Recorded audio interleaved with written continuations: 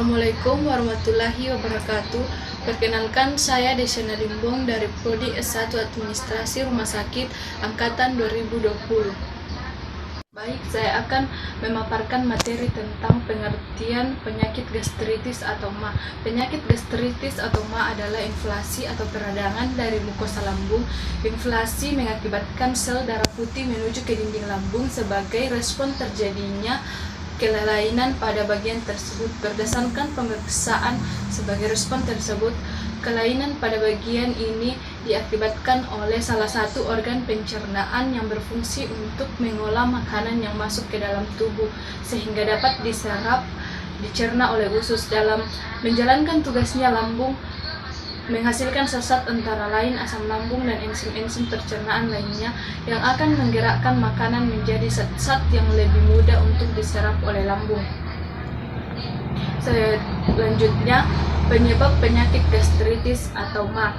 Kelebihan asam lambung disebabkan oleh pola makanan yang tidak teratur. Kerusakan pada dinding lambung juga disebabkan oleh obat-obatan atau alkohol, misalnya pada orang-orang yang mengkonsumsi obat-obatan. Banyak hal yang dapat menjadi penyebab gastritis. Adapun beberapa penyebab utama gastritis adalah infeksi dan iritasi. Infeksi dapat terjadi baik itu oleh bakteri ataupun virus.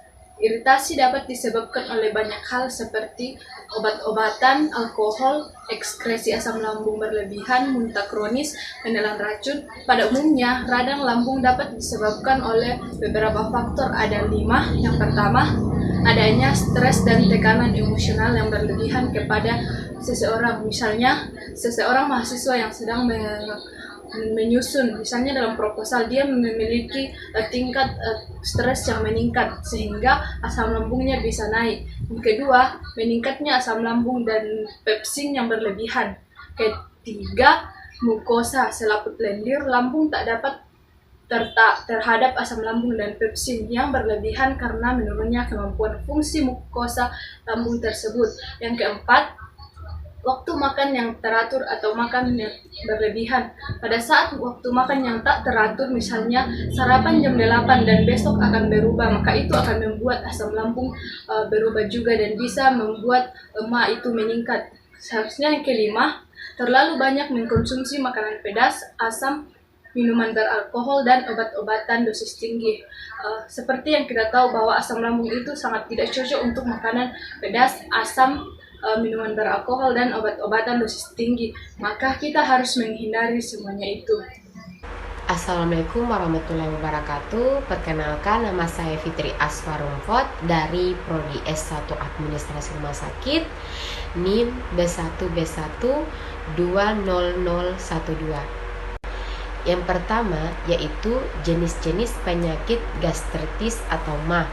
Terbagi menjadi 2 jenis. Yang pertama, gastritis atau MA akut, dan yang kedua, gastritis kronik. Gastritis atau MA akut memiliki 3 bagian.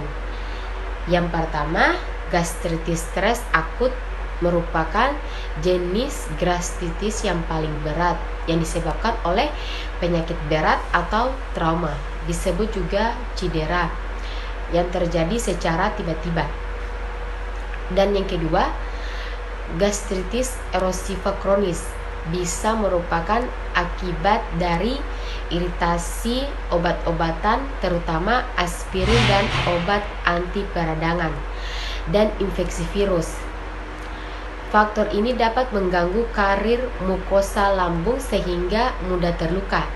Dan yang ketiga, gastritis eosinofilik terjadi akibat reaksi alergi terhadap investasi cacing gelang eosinofil atau disebut sel darah putih berkumpul di dinding lambung. Dan yang kedua yaitu gastritis kronik. Gastritis kronik memiliki 2 bagian. Yang pertama, gastritis sel plasma merupakan gastritis yang penyebabnya tidak diketahui. Sel plasma atau disebut salah satu jenis sel darah putih terkumpul di dinding lambung dengan organ lainnya. Dan yang kedua, penyakit Meniere merupakan gastritis yang penyebabnya tidak diketahui. Dinding lambung menjadi tebal, lipatannya menebal, kelenjarnya membesar, dan memiliki kista yang berisi cairan. Sekitar 10% penderita penyakit ini menderita kanker lambung. Berikutnya yaitu gejala penyakit gastritis atau MA. Yang pertama, mual dan sering muntah. Yang kedua, perut terasa nyeri, pedis atau kembung dan sesak pada bagian atas perut atau ulu hati. Yang ketiga, nafsu makan menurun secara drastis, wajah pucat, suhu badan naik, keluar keringat dingin. Yang keempat, sulit untuk tidur karena gangguan rasa sakit pada daerah perut. Yang kelima, kepala terasa pusing dan pada radang lambung dapat terjadi pendarahan. Yang keenam, perih atau sakit seperti terbakar pada perut bagian atas yang dapat menjadi lebih baik atau lebih buruk ketika makan. Assalamualaikum warahmatullahi wabarakatuh. Perkenalkan, nama saya Nurul Talim, NIM 153145261010. Baik, di sini saya akan menjelaskan sedikit tentang pengobatan pada penyakit gastritis atau disebut juga dengan penyakit MA. Seseorang mengalami penyakit ini pasti akan melakukan pengobatan, baik itu di klinik, puskesmas maupun rumah sakit. Obat-obatan yang biasa diberikan oleh dokter umumnya dimakan 2 jam sebelum atau sesudah makan.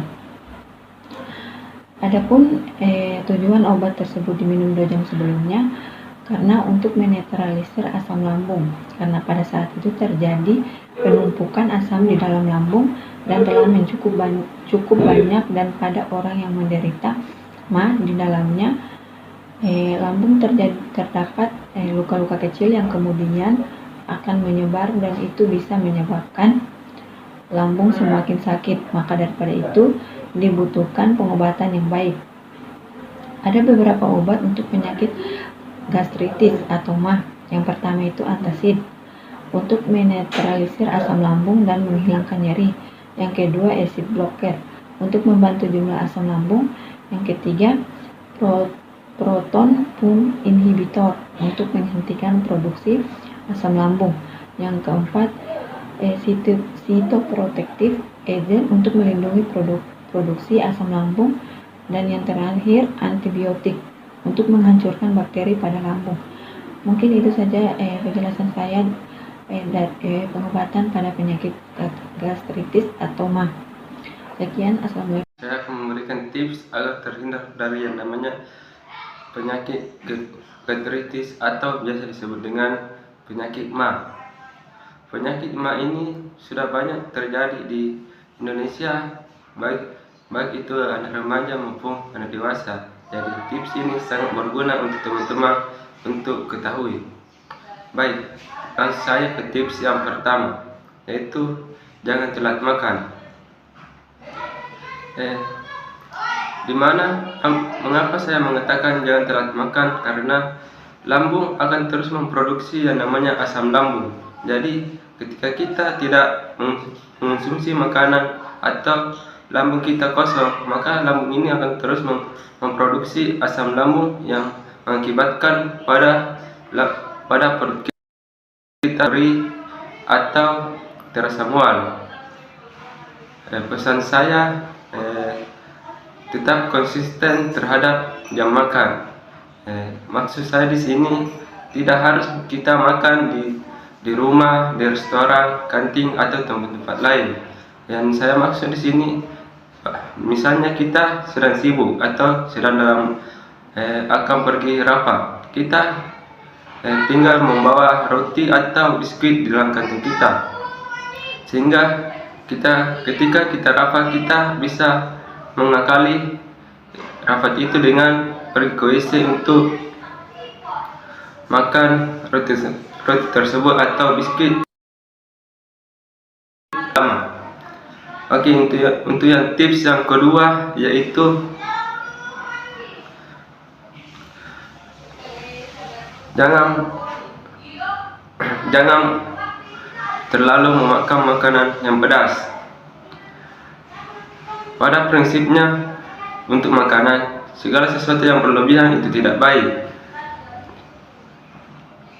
Jadi, jika hanya sekedar sesekali saja makan makanan pedas, itu tidak apa-apa.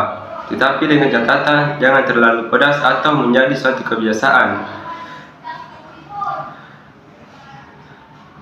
Dan tips yang ketiga yaitu jangan meminum minuman alkohol atau bersoda. Banyak orang-orang pada saat bulan puasa, banyak orang-orang makan atau minum bersoda pada saat berbuka. Padahal lambung mereka itu pada saat itu mengalami yang namanya kekosongan, sehingga pada saat perut kita kosong akan membutuhkan yang namanya asam lambung yang banyak, sehingga pada saat kita meminum soda tersebut ke dalam perut yang kosong, maka dinding asam lambung akan mengalami yang namanya menjadi iritasi.